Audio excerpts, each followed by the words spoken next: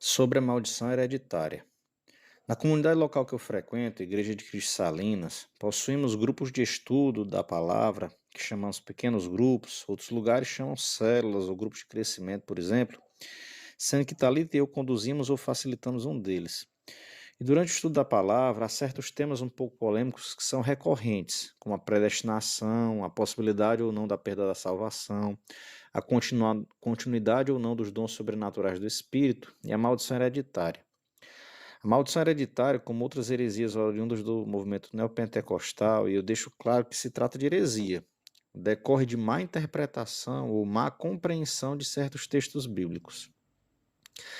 Mas antes de avaliarmos um ou alguns desses textos que supostamente dariam um fundamento teórico para essa doutrina, vamos entender o que se trata a maldição hereditária, resumindo como aqueles que nela acreditam a descrevem ou explicam. Consultando rapidamente a internet, vi duas definições que me chamaram a atenção. Em primeiro lugar, problemas que se arrastam entre gerações e, por mais que a pessoa se esforce, elas parecem não se resolver. Em segundo lugar, a maldição hereditária é a ideia de que uma pessoa é penalizada pelas ações de suas gerações passadas.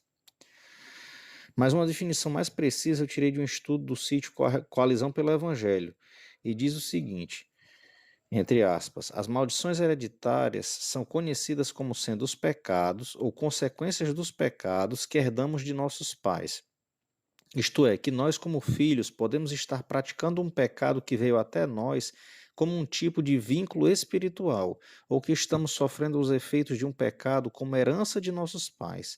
Essas consequências também podem vir na forma de vícios ou vários tipos de doença. Eles ensinam que esta pode ser a razão pela qual um pecado ou um padrão pecaminoso persiste em suas vidas. Eles também ensinam que problemas constantes, doenças frequentes e crises financeiras permanentes podem ser expressões de uma maldição hereditária. Dito de forma simples, uma maldição hereditária aponta para as consequências que podemos estar pagando pelos pecados de um antepassado.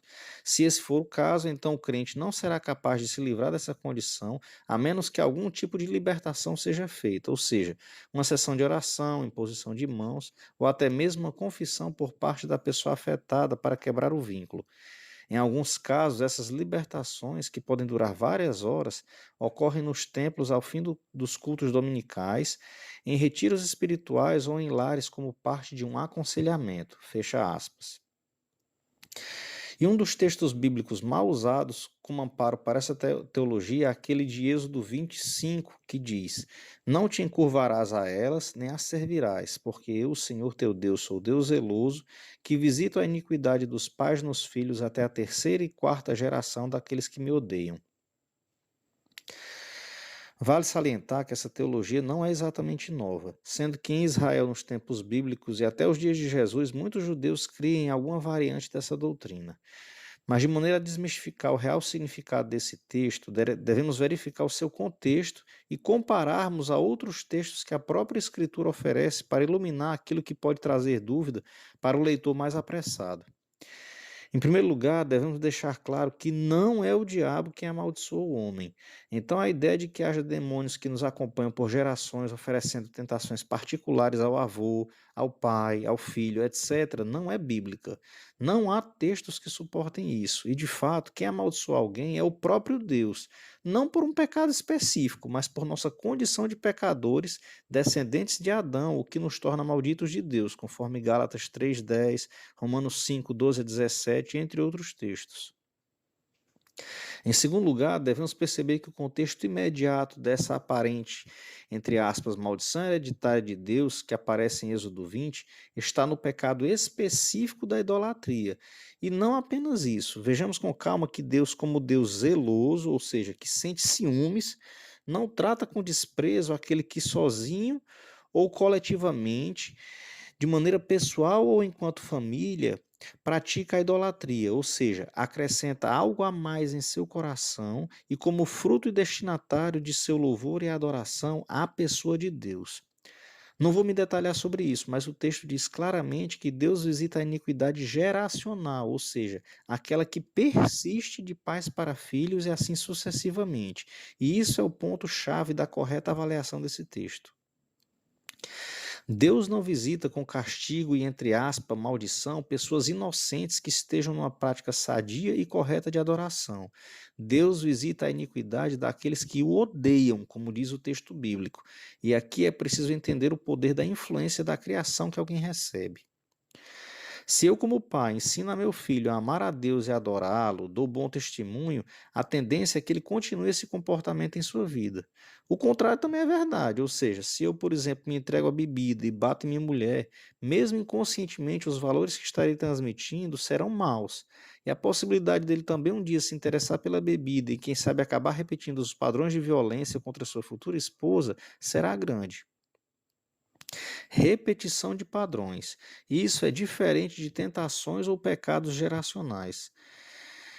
E caminhando para a conclusão, como eu falei, essa ideia, contudo, não é nova, mas também não é nova sua refutação, tanto no Antigo quanto no Novo Testamento. É o que vemos, por exemplo, no texto de Ezequiel 18, 2 a 4. Na verdade, todo o capítulo fala sobre isso. E o texto diz assim: Que pensais vós os que usais essa parábola sobre a terra de Israel, dizendo: Os pais comeram uvas verdes e os dentes dos filhos se embotaram? Vivo eu, diz o Senhor Deus, que nunca mais direis essa parábola em Israel. Eis que todas as almas são minhas, como é a alma do pai, assim também a alma do filho é minha. A alma que pecar, essa morrerá. Vejam bem, os filhos só recebem os mesmos castigos de seus pais se continuarem na prática dos mesmos pecados. E, por fim, o texto de João 9, 1 a 3. Caminhando Jesus viu um homem cego de nascença, e os seus discípulos perguntaram: Mestre, quem pecou, este ou seus pais, para que nascesse cego? Respondeu Jesus: Nem ele pecou, nem seus pais, mas foi para que se manifestem nele as obras de Deus. Aqui, Jesus deixa claro que, para além do absurdo lógico contido na pergunta dos discípulos, qual seja, alguém ter pecado antes mesmo de ter nascido, e eu não estou falando da natureza pecadora recebida de Adão, mas de pecados voluntários, para que ao nascer essa pessoa recebesse como castigo a deficiência física, essa era a superstição da época, que determinadas doenças, especialmente as mais graves, seriam um castigo de Deus por pecados cometidos. Eu não vou entrar nesse mérito aqui. Na verdade, o que alguns consideram como, entre aspas, maldição hereditária, como uma doença grave, pode ser manifestação da soberana vontade de Deus para demonstrar seu poder e para requerer de nós, seu povo, misericórdia e compaixão por aqueles que sofrem. Finalizando, eu entendo que muitos utilizam de doutrinas como a da maldição hereditária para tentar retirar de sobre seus ombros a culpa e a responsabilidade das consequências de seus atos, de seus pecados individuais, tentando transferi-las ao diabo, dando-lhe mais poder do que de fato possui, ou quem sabe até mesmo culpando a Deus, como desde Adão fazemos, mas sem reconhecer seu atributo da soberania. Assim, fica fácil culpar o capiroto, por exemplo, pela pobreza que decorre não de maldição ou como castigo sobrenatural, mas da lei da semeadura, ou seja, a pessoa que é displicente e perdulária passará necessidade. E da mesma maneira para tantas outras aplicações para as quais utilizam de desculpas semelhantes a essa. A minha oração hoje, então, é para que nós possamos reconhecer a nossa parcela de culpa naqueles pecados que nós temos cometido e colhido suas consequências. Que paremos de dar maus exemplos para nossos filhos e depois que eles perpetuarem esses comportamentos ruins, alegarmos que era maldição hereditária. E finalmente reconheçamos que Cristo é poderoso para quebrar toda e qualquer maldição, não por meio de um ritual específico ou pela mediação de alguém em particular, mas por meio do arrependimento sincero e confissão de pecados que nos levam a abandonar os maus caminhos que seguíamos, passando a colher nós e as gerações vindouras os bons frutos dessa conversão. Deus nos abençoe.